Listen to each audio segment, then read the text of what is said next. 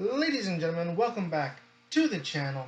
My name is Money Mike, and this Sunday is AEW Double or Nothing, live from Las Vegas, back where it all started in 2019 at the MGM Garden Arena. Now, as you can see from this T-shirt, I was there last year at the show at Double or Nothing. I had a great time. It was fun, and judging by the match card for this Sunday, it's going to be a good show once again. And that seemingly is not the problem with AEW pay-per-views. As you can see by the title of this video, AEW pay-per-views have a major problem, and I want to talk about it because I did some research, and it's interesting to see where or why the cards feel so long, why the shows feel so long. So, before we get into that, make sure you hit that like and subscribe button today, as I will be rebranding this channel very, very soon. I have all new name, new graphics, new name, new graphics, all the whole 9 yards. So make sure you hit and like that subscribe button today, as I have more wrestling content weekly here on this channel. I will have more live streams. So please be here for that when I do my rebrand, and I hope y'all will enjoy it. But let's get into the pay-per-view, because it does seem that AEW and WWE seem to have the opposite problem when it comes to their pay-per-views, or premium live events as WWE calls them. So AEW, as you're about to see here, thanks to my very, very smart research, that there seems to be a lot of matches. And you'll see why I call it extra fluff in a little bit. While WWE, seemingly, they run about 5 or 6 matches now in the Triple H era. And a lot of fans are like, hey, Triple H, we could do 1 or 2 more matches. And then on the other end of the spectrum, you have AEW, where a lot of fans are like, hey, these pay-per-views are dragging for so long.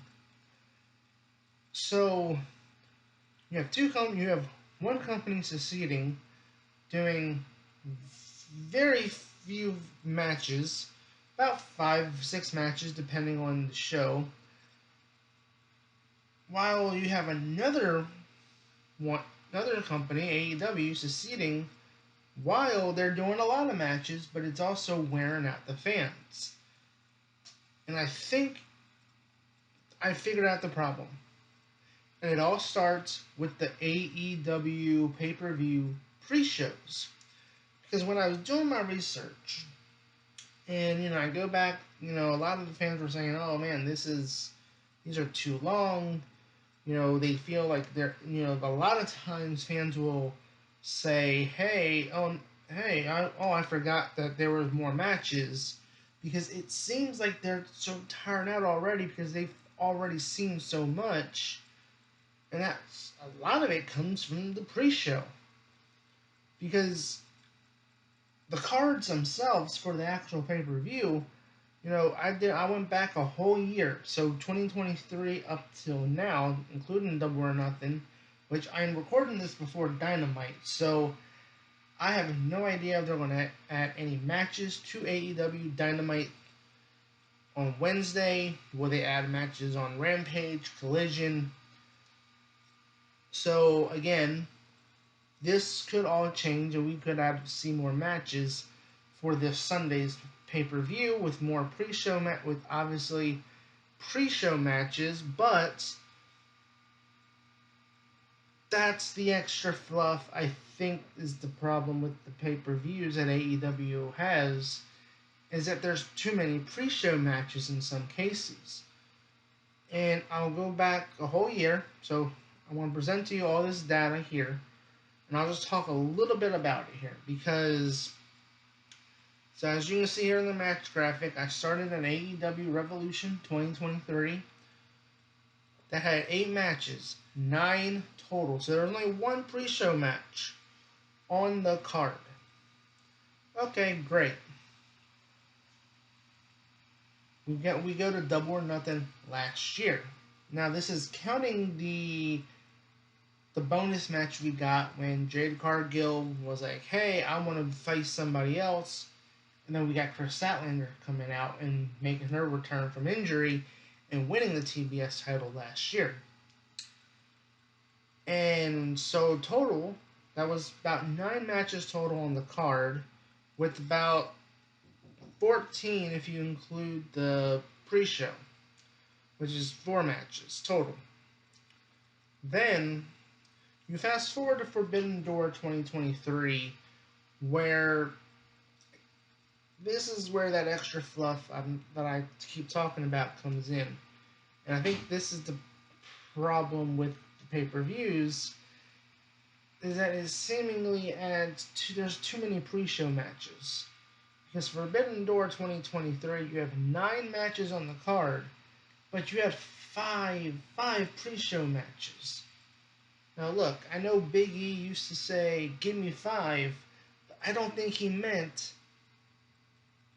5 pre-show matches. That's a little bit too much. Then we go to All In 2023, 9 matches, 2 total, 2 on the pre-show for 11 total matches. And again, this was All In 2023 last year in London. And I am proud to say that I will be at All In London this year in 2024. All Out 2023 last year had 10 matches total with 3 pre-show matches. Then we get to Wrestle Dream, which had 10 matches total, but you had 4 pre-show matches. And you can just kind of see where everything is. Here, I'll leave the graphic up, but to me, the problem here is obviously the pre-show. Now, there's no pre-show matches announced so far for Double or Nothing. Like I said, I'm recording this before Dynamite on Wednesday, so I imagine they're going to add matches to it as we go on in the week on Dynamite, Rampage, Collision. But it's interesting to me how fans always say they're tired or the pay-per-view feels like it's dragging for so long. And when I was doing this research, I finally figured out the problem. And it just feels like there's these extra pre-show matches that, again, you could go in. Look, I could go into the match length, because there are some matches on the card that seemingly do go on a little bit extra long. I'm not going to lie. AEW loves their false finishes, but so does WWE, as evidence of the fact that the WrestleMania Night 1 main event, Rock, Roman Reigns versus Cody Rhodes and Seth Rollins, went 44 minutes. It did not need to go 44 minutes. And AEW has the same issues where some matches last a little bit longer than they need to. So, I think in general, if you were to cut down on the pre-show, maybe do one pre-show match, and then you have the rest of the card to fill it out. Maybe you do what WWE does, where sometimes they don't feature them on the pay-per-view or premium live event, but they put them on Raw or SmackDown, because we would see the Intercontinental title be defended on Raw or SmackDown before a premium live event, or sometimes the tag title, the US titles, they would be defended there, so they could keep the premium live event a little bit smaller when it came to the match card, and obviously the Triple H era is all about giving giving quality over quantity, opposed to AEW where this seems quantity matters a little bit more than quality.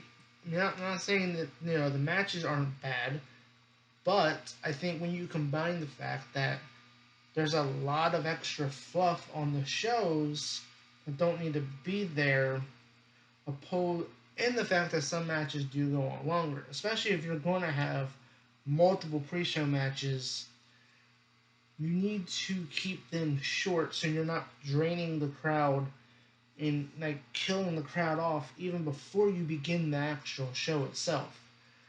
And when you go back to AEW Revolution, and I was there at AEW Revolution. Go ahead, click the video here, and you can see Sting's full speech in his retirement. And during that speech, Darby Allin said, "Hey, we got 3 minutes left on the show." He gave the microphone to Sting. Sting started talking, and then right after 3 minutes or so, they told him to stop because they were giving him the cues because they were going off the air. So a lot of fans were upset that they didn't get to hear the full speech. And when you have something like that, Sting's last match, I think, you look at AEW Revolution, had 9 matches, 11 total, counting the pre-show. I mean, you probably could have cut down on some matches, at least one match off, so you had that time for Sting to do more of a speech to the at-home audience who bought the show. So, I think that's really where I think a lot of fans have really noticed how long these shows go on is when Sting was giving his speech, or he started giving his speech on the air, but he had to stop because they were running out of time on the pay-per-view. And if you were just to cut some time from the matches, you might have had some more time for Sting to give a proper send-off to the at-home audience who bought the show. And so, to me, go ahead, chime in below in the comment section below. Do you think they should copy the WWE Formula and do 5 or 6 matches, 7 matches?